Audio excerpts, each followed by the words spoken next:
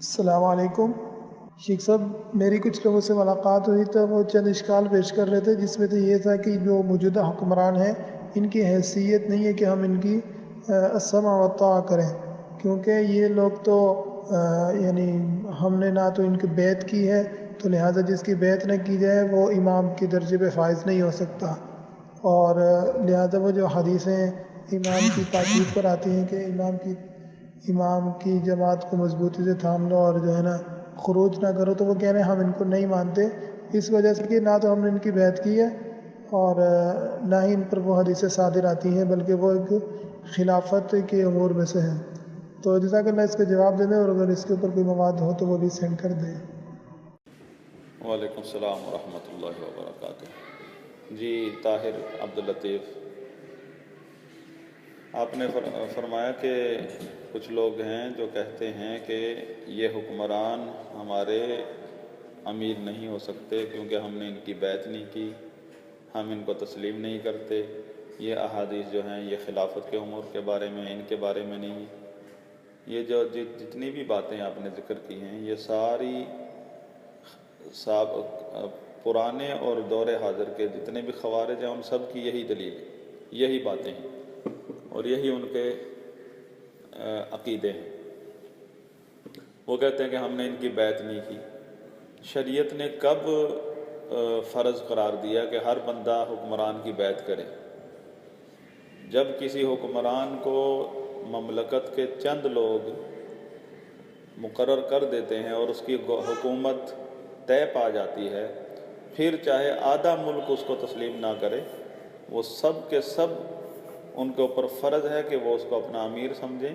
اگر امیر نہیں سمجھیں گے تو ان کی سرکوبی کے لیے آپریشن کرنا اس حکمران کے لیے جائز ہوتا ہے، اور بلکہ اس کے فرائض میں سے ہے کہ ایسے لوگوں کی سرکوبی کا آپریشن کرے۔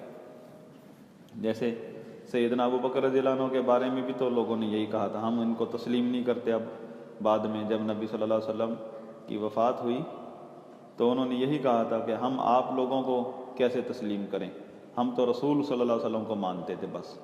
وہ یہی کہتے تھے یہ ہماری اطاعت تو صرف رسول کے لیے۔ تو سیدنا ابو بکر رضی اللہ عنہ نے ان کا آپریشن کیا تھا۔ تو بیعت جو ہے، بیعت دو قسم کی ہے، اب یہ ذہن میں رکھیں۔ ایک بیعت ہے بالمشافہہ اور ایک ہے بیعت بیعت الاعتقاد۔ بالمشافہہ سے مراد یہ ہے کہ ملک کے چند بڑے بڑے لوگ اہل الحل والعقد وہ حکمران کے پاس جا کر ان کے ہاتھ پر ہاتھ رکھ کے یا آمنے سامنے اقرار کریں اور بیعت کریں، عہد کریں۔ بیعت اصل میں عہد کا نام ہے کہ وہ عہد کریں کہ ہم آپ کے ساتھ وفا کریں گے، آپ کی اطاعت کریں گے۔ اور اس میں یہ فرض کفایہ ہے، اگر ملک کے چند لوگوں نے یہ حلف اٹھا لیا ہے یا عہد نامہ پیش کر دیا ہے تو سب کی طرف سے بیعت ہوگی، جتنے بھی مسلمان اس مملکت میں رہتے ہیں۔ یہ فرض کفایہ ہے۔ اگر کوئی بھی نہیں کرے گا، اگر کوئی بھی شخص اس حکمران کی بیعت نہیں کرے گا، سب کہیں گے ہم نہیں مانتے، ہم نہیں مانتے، تو سب کے سب گناہ گار ہوں گے۔ تو بیعت کا معاملہ تو یہ ہے۔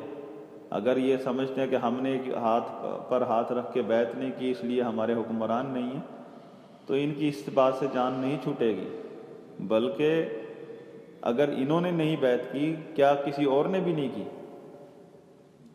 ملک تو سارا ملک پورے پاکستان میں ان کی حکومت ہے، اور حکومت پوری دنیا مانتی ہے کہ پاکستان میں کی حکومت ہے، گورنمنٹ ہے، چاہے وہ کسی کی بھی ہو، نواز شریف کی ہو، زرداری کی ہو، بے نظیر کی ہو، عمران خان آ جائے، کوئی بھی آ جائے، گورنمنٹ تو ہے پاکستان کی۔ اور اگر یہ لوگ نہیں مانتے تو ان کے نہ ماننے سے گورنمنٹ کا تو انکار نہیں ہو سکتا۔ ہاں یہ ضرور گناہ گار ہیں، کیونکہ فرض کفایہ تو ادا ہو گیا ہے۔ جو چند لوگوں نے اگر بیعت کر لی ہے اور ملک کے بڑے بڑے وزراء اور فوج نے ان کو تسلیم کر لیا ہے تو وہ تو حکمران ہیں۔ اگر یہ نہیں بیعت کرتے تو یہ باغی ہیں، ان کا یہ گناہ گار ہیں، انہی کے بارے میں وہ حدیث ہے کہ جس نے ایک بالش کے برابر بھی جماعت کو چھوڑا اور ایسی حالت میں مر گیا تو وہ دور جاہلیت کی موت مرے گا، چاہے وہ کتنا ہی نیک کیوں نہ ہو، اور حکمران چاہے کتنی فاسق فاجر کیوں نہ ہو۔ یہ تو بیعت جو میں نے ابھی ذکر کی، یہ بیعت المشافہہ ہے، بالمشافہہ، کہ آمنے سامنے ہو کر عہد کرنا، اور یہ ہر بندے پر فرض نہیں ہے۔ چند لوگ اگر بیعت کر لیں تو باقی جو رہ گئے ہیں، چاہے وہ صحابہ ہی کیوں نہ ہوں، میں دوبارہ دہراؤں، چاہے وہ صحابہ ہی کیوں نہ ہوں، بیعت کرنے سے رہ گئے ہوں، پھر بھی وہ حکمران امیر سمجھا جائے گا، وہ تسلیم صحابہ کو اجازت نہیں ہے اس حکمران کی مخالفت کرنے کی۔ اور یہ لوگ کون ہیں؟ یہ تو خوارج ہیں، اصل میں ہیں ہی خوارج۔ اور دوسری بیعت ہے بیعت الاعتقاد، کہ جب چند لوگوں نے عہد کر لیا ہے، بیعت کر لی ہے اور حکومت چل پڑی ہے ایک بندے کی، تو جو بندہ چاہے کوئی بکریاں چرا رہا ہے جنگل میں، یا کہیں بھی عورتیں گھر میں ہیں، کہیں بھی ہے کوئی جنگلوں میں یا شہروں میں، جس کو بھی پتہ چلتا جائے وہ فوراً نیت کر لے کہ ہاں یہ میرا امیر ہے، کیونکہ اس کو تسلیم کر لیا گیا ہے۔ اور اگر وہ ایسا نہیں کرے گا تو وہ گناہ گار ہے، یہ فرض عین ہے یہ بیعت۔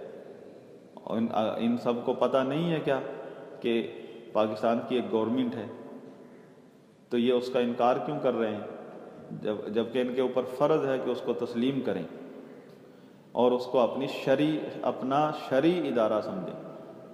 اس کا حکم جو ہے وہ شریعت کی روشنی میں وہ ایک درجہ رکھتا ہے، حیثیت ہے اس کی۔ اور دوسری بات جو انہوں نے کہی کہ یہ احادیث جو ہے خلافت کے امور کے بارے میں، تو ان سے پوچھئے خلافت کسے کہتے ہیں؟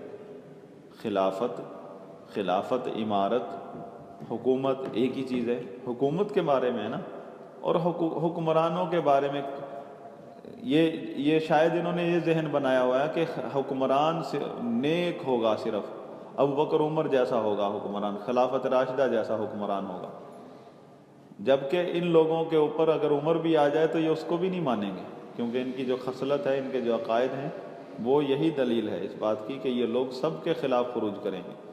لیکن پھر بھی چلو تسلیم مان لیتے ہیں کہ یہ لوگ نیک حکمران چاہتے ہیں، تو یہ بھی شریعت کی تعلیم کے خلاف ہے۔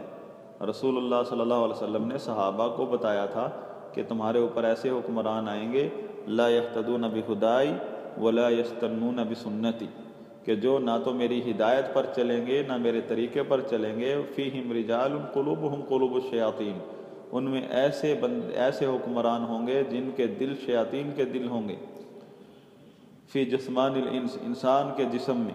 اب مجھے آپ بتائیں طاہر بھائی، یہ 3 جملے ہیں نبی صلی اللہ علیہ وسلم کے، اس میں بتا دیں، جب اس میں تو یہ جملے تو بتا رہے ہیں کہ ان میں انسانیت نام کی چیز نہیں ہوگی، اور یہ لوگ اسلام کا مطالبہ کر رہے ہیں۔ نبی صلی اللہ علیہ وسلم کیا بتا رہے ہیں کہ ایسے حکمران آئیں گے، ایسے خلفاء، ایسے عمراء آئیں گے مسلمانوں کے اوپر، جو نہ ہدایت، یعنی قرآن و حدیث ہدایت ہے، نہ ہدایت پر ہوں گے، نہ نبی کے طریقے پر ہوں گے، کہ چلو ظاہری مسلمان ہوں، ظاہری مسلمانوں کے طریقے پر حکومت چلاتے ہوں، ایسے بھی نہیں ہوں گے۔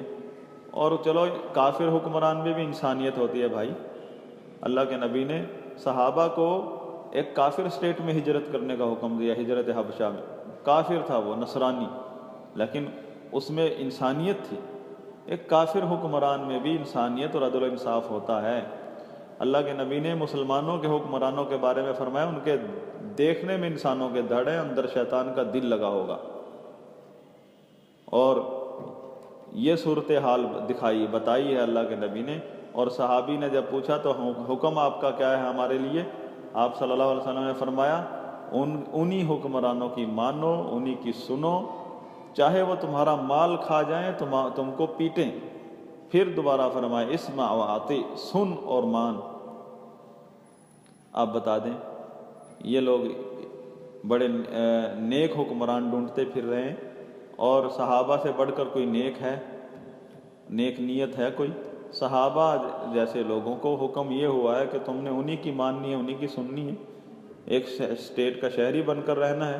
یہ صحابہ سے بڑھ کر ہیں جن کو خلیفہ چاہیے، یہ خود تو پہلے نبی صلی اللہ علیہ وسلم کی تعلیمات کو قبول کر لیں، یہ تو قبول کرنے کے لیے تیار نہیں ہے۔ نبی صلی اللہ علیہ وسلم نے ایک اسلامی نظام بتایا ہے، کہ حکمران جیسے کیسے بھی ہو جائے، نظام کتنا ہی بد سے بدتر ہو جائے، اسلام نکل جائے اسٹیٹ میں سے، انسانیت نام کی چیز نہ رہے، جب ایسے حکمران ہوں گے کہاں اسلام ہوگا، کہاں انسانیت، عدل و انصاف نہیں ہوگا، ظلم و ستم عروج پر ہوگا۔ اللہ کے نبی پھر صحابہ جیسے لوگوں کو فرما رہے ہیں کہ تمہارے امیر وہی ہیں، یعنی تم انہی کی مانو، انہی کی سنو۔ امیر یہ اس بات کی دلیل ہے کہ وہ آپ کے امیر ہیں، شرعی امیر ہیں۔ اور تو یہ کیا، اگر یہ لوگ صحابہ سے زیادہ نیک ہیں اور صحابہ سے زیادہ افضل ہیں، حق چاہنے والے ہیں، تو پھر نعوذ باللہ صحابہ گمراہ ہیں، یا تو صحابہ گمراہ ہیں یا یہ گمراہ ہیں۔ ان دونوں میں سے فیصلہ آپ خود کر لیں کہ کون گمراہ ہے۔ امید ہے کہ بات سمجھ آئی ہوگی، اگر مزید سوال ہے تو مزید کر لیں مجھے، کیونکہ سمجھانا بہت کم آتا ہے۔ اللہ سے دعا ہے کہ اللہ مجھے سمجھانے کی توفیق عطا فرمائے، میری زبان کو کھول دے اور سینہ بھی کھول دے، تاکہ ہم سب بات سمجھ لیں۔ اگر بات نہیں سمجھا پایا ہوں دوبارہ پوچھ لیں، میں انشاءاللہ تیار ہوں۔